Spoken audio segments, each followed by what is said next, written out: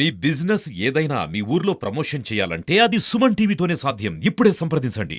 మీ అందరికీ పార్టీ ఆవిర్భావ దినోత్సవ సందర్భంగా శుభాకాంక్షలు, అభినందనలు కూడా నేను తెలియజేస్తున్నాను. అదే విధంగా ఇవాళ శ్రీరామనవమి కూడా మీ అందరికీ శ్రీరామనవమి శుభాకాంక్షలు కూడా తెలియజేస్తున్నాను. ఇవాళ అరుదుగా కలిసి వచ్చేటువంటి విషయం ఏమిటంటే శ్రీరామనవమి మన ఆవిర్భావ దినం. దానికి తోడు ఇవాళ పార్టీలోకి చేరడానికి వచ్చినటువంటి వారు ఇవన్నీ కూడా మనకి ఇవాళ కలిసి వచ్చే రోజులకి ఇవాళ ఇది సూచన అని చెప్పి భావిస్తూ ఇక్కడ మన పార్టీ దినదినాభివృద్ధి చెందుతూ బలోపేతం అవుతూ ముందుకు వెళ్ళాలి అని చెప్పి ఆ శ్రీరాముల వారిని నేను ప్రార్థిస్తున్నాను. అయితే ఇందాక మాట్లాడుతున్నటువంటి సందర్భంలో జిల్లా అధ్యక్షుల వారు తెలియజేశారు, మన పార్టీ ఆవిర్భావం నుండి 1980వ సంవత్సరంలో ఆవిర్భవించినటువంటి మన పార్టీ, ఆ పార్టీకి ఉన్నటువంటి నాయకత్వం గురించి ఇందాక నాగేంద్ర గారు మనందరికీ కూడా సవివరంగా చెప్పడం జరిగింది. ఇవాళ మనం గుర్తించవలసినటువంటి విషయం, వ్యవస్థాపకుల దగ్గర నుండి ఎవరైతే ఇంతకు ముందు మన పార్టీకి నాయకత్వం వహించారు వారందరినీ కూడా ఆదర్శంగా తీసుకోవాల్సినటువంటి బాధ్యత మనందరి మీద ఉన్నది. ఎందుకంటే 1980వ సంవత్సరంలో మన పార్టీ ఆవిర్భవించినప్పుడు అప్పట్లో కాంగ్రెస్ పార్టీ బాగా బలంగా ఉన్నటువంటి సందర్భంలో కమ్యూనిస్టులకి సంబంధించినటువంటి హవా దేశంలో ఉన్నటువంటి నేపథ్యంలో ఎప్పటికైనా సరే భారతీయ జనతా పార్టీ అధికారంలోకి వస్తుంది అనేటువంటి విశ్వాసం ఎవరికీ లేదు.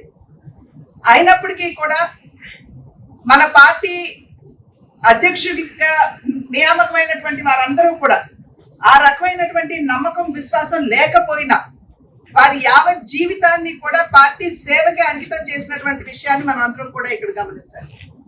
అటువంటి ప్రతి ఒక్క నాయకుడి నుండి కూడా, మన అధ్యక్షుడి నుండి కూడా నేర్చుకునేటువంటి పాఠాలు కూడా మనకున్నాయి. అటల్ బిహారీ వాజ్పేయి గారు, అదే విధంగా ఎల్కే అద్వానీ గారిని కనుక మనం తీసుకున్నట్లయితే అప్పట్లో అవహేళన చేశారు. ఎందుకంటే మన పార్టీ ఆవిర్భవించినప్పుడు మనకి ఇద్దరు పార్లమెంట్ సభ్యులుగా ఉండేవారు. అయితే అధ్యక్షులుగా వాజ్పేయి గారు, అదే విధంగా అద్వానీ గారు ఉన్నటువంటి సందర్భంలో కాంగ్రెస్ పార్టీ, విపక్ష పార్టీ మనకి ఏదైతే ఉందో వారు ఎద్దేవా చేసేవారు, హమ్ దో హమారే దో, బాహర్ దో అందర్ దో అని చెప్పి మనని చూసి అపహాస్యం చేసేటువంటి వారు. అంటే బయట ఇద్దరున్నారు, లోపల ఇద్దరున్నారు, మనమిద్దరం మనకిద్దరు అని. ఎందుకంటే బయట అటల్ బిహారీ వాజ్పేయి గారు, అద్వానీ గారు ఉంటే పార్లమెంట్ లోపల ఇద్దరు పార్లమెంట్ సభ్యులు. ఆ రకంగా అపహాస్యానికి గురైన ఎక్కడా కూడా ఆత్మస్థైర్యాన్ని కోల్పోకుండా మమ్మల్ని చూసి నవ్వేటువంటి వారిని చూసి నవ్వేటువంటి రోజు భారతీయ జనతా పార్టీకి వస్తుందని చెప్పి ఆనాడు వాజ్పేయి గారు చేసినటువంటి వ్యాఖ్య. అదేవిధంగా ఖుష్బూ ఠాకరే గారు, వారు చాలా మంది, నేను మధ్యప్రదేశ్ వెళ్ళినటువంటి సందర్భంలో అనేకులు నాకు చెప్పినటువంటి మాట, ప్రతి కార్యకర్తకి కూడా ఒక సైకిల్ ఇచ్చి మీరు సైకిల్ తొక్కుంటూ మన భారతీయ జనతా పార్టీకి ప్రచారం చేయండి అని చెప్పి వారు ఇచ్చినటువంటి సూచన. ఎందుకంటే అప్పట్లో మనకి ఎటువంటి బలం లేదు, ఎక్కడికి వెళ్ళినా కూడా సరిగా ఎవరు కూడా మనం స్వాగతించేటువంటి వారు కాదు. అయినా కూడా కార్యకర్తలకి ఆ రకమైనటువంటి మనోబలాన్ని అందిస్తూ, వారు స్ఫూర్తినిస్తూ వారందరినీ కూడా ముందుకు తీసుకెళ్తూ పార్టీ బలోపేతానికి వారు చేసినటువంటి కృషి మనకి ఆదర్శం కావాలి. ఆ తర్వాత ఎందరో మనకి కృష్ణమూర్తి గారు కావచ్చు, అదే విధంగా బంగారు లక్ష్మణ్ గారు కావచ్చు, వెంకయ్య నాయుడు గారు కావచ్చు, వీరందరూ కూడా పార్టీ బలోపేతానికి చేసినటువంటి సేవని ఒకసారి మనం అందరం కూడా గుర్తించాలి. మన వెంకయ్య నాయుడు గారు అనేక సందర్భాల్లో వారు చెప్పారు, నేను కేవలం పోస్టర్లు, పార్టీకి సంబంధించినటువంటి పోస్టర్లు గోడకు అతికించేవాడిని, ఆ స్థాయి నుండి ఇవాళ నేను జాతీయ అధ్యక్షుడి స్థాయికి లేదా వైస్ ప్రెసిడెంట్ స్థాయికి ఎదిగానంటే పార్టీ కార్యకర్తలకు ఇచ్చేటువంటి గౌరవం అని చెప్పి అనేక సందర్భాల్లో మన వెంకయ్య నాయుడు గారు. అదే విధంగా ఈ మధ్య కాలంలో కనుక చూసినట్లయితే రాజ్నాథ్ సింగ్ గారి తర్వాత మనకి అమిత్ షా గారు, ఇప్పుడు నడ్డా గారు. మరి అమిత్ షా గారు, నడ్డా గారు ఏ విధంగా ప్రతి కార్యకర్త ఆత్మస్థైర్యాన్ని పెంచారో మనందరికీ తెలియనటువంటి విషయం కాదు. వీరిరువురి నాయకత్వం కింద కూడా వారు అధ్యక్షులుగా ఉన్నటువంటి సందర్భంలో ఎక్కడ ఇవాళ ఎన్నిక జరిగినా భారతీయ జనతా పార్టీ జెండా రెపరెపలాడే స్థాయికి వారిరువురు కూడా నాయకత్వం తీసుకెళ్లినటువంటి విషయాన్ని మనం ఇక్కడ గమనించాలి. అంటే అంకిత భావంతో పట్టుదలతోటి కనుక పనిచేసినట్లయితే మనం సాధించలేనిది ఏమీ లేదు అని మన పార్టీకి ఉన్నటువంటి ప్రతి నాయకత్వం కూడా నిరూపించినటువంటి విషయం మనం ఇక్కడ గమనించాలి. ఆవిర్భావ దినం జరుపుకుంటున్నటువంటి సందర్భంలో ఆ ప్రతి ఒక్క అధ్యక్షుడు, ప్రతి ఒక్క నాయకుడు కూడా మనకి ఆదర్శం కావాలి అని చెప్పి నేను చేస్తున్నటువంటి అభ్యర్థన. ఇందాక చెప్పారు, 2 పార్లమెంట్ సభ్యులతో మన ప్రస్థానం ప్రారంభమైతే ఇవాళ ప్రపంచంలోనే అతిపెద్ద పార్టీగా భారతీయ జనతా పార్టీ అవతరించిందంటే అది కింద ఉన్నటువంటి కార్యకర్తల యొక్క కృషి ఫలితమేనని చెప్పి అనేక సందర్భాల్లో మా నాయకత్వం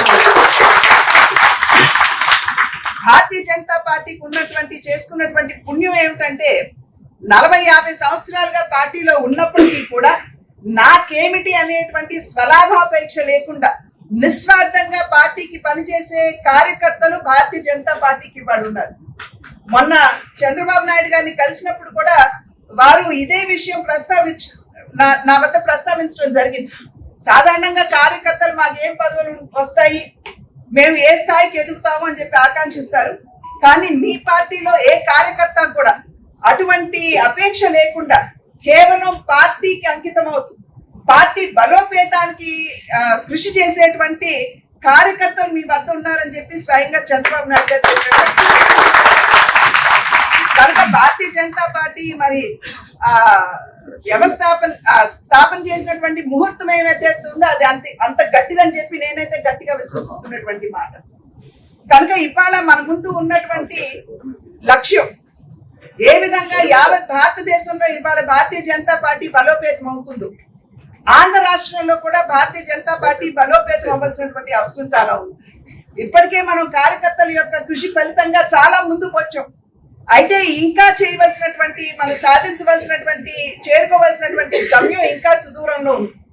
కనుక మనం అందరం కూడా ఇవాళ తిరిగి ఆవిర్భావ దినోత్సవాన్ని అంటే కేవలం జెండా ఎగరేసుకుని మనం దండం పెట్టుకుని అవతలికి వెళ్ళడం కాదు, పునరంకితం కావలసినటువంటి దినం అని చెప్పి మనం అందరం కూడా ఇక్కడ గుర్తించాలి.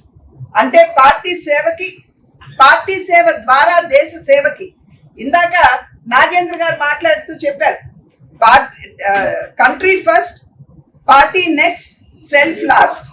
అంటే దేశం ముందు, పార్టీ తర్వాత, చివరినే నేను అనేటువంటి అంశాన్ని వారు ఇందాక ప్రస్తావించారు. కనుక మనమందరం కూడా మన యొక్క ఆలోచనలు ఏవైతే ఉన్నాయో, మన ఆకాంక్షలు ఏవైతే ఉన్నాయో వాటిని పక్కన పెడుతూ మనం పార్టీ సేవకి అంకితం అవుతూ తద్వారా దేశ సేవకి అంకితం అవ్వాలని చెప్పి మీ అందరికీ కూడా నేను చేస్తున్నటువంటి అభ్యర్థన. స్టేట్ క్రిస్టియన్ మైనారిటీగా నేను వర్క్ చేస్తున్నాను. అయితే అక్కడ రాజ్యాంగ పరంగా ఉన్న క్రైస్తవులకు న్యాయం జరగలేదు. ఆ పూర్తి విశ్వాసం మోడీ గారి మీద ఉంది మాకు. ఎందుకంటే మోడీ గారు అధికారం చేపట్టిన తర్వాత, నాయకత్వం చేపట్టిన తర్వాత ఎక్కడ కూడా బాంబ్ బ్లాస్టులు కానీ ప్రజలు సుఖంగా చాట్ కూడా సుఖంగా వెళ్ళి చేసే పరిస్థితి ఏర్పడింది. కాబట్టి అందు నిమిత్తం ఆయన యొక్క నాయకత్వాన్ని మెచ్చి, అలాగే కేడర్లో క్రమశిక్షణ పట్టుదల కూడా మాకు మెచ్చి, మాకు రాజ్యాంగ పరంగా ఉన్న క్రైస్తవులకి సాధ్యమైనంత బీజేపీతోనే సాధ్యమైంది నమ్మి ఈ పార్టీలోకి వచ్చారు.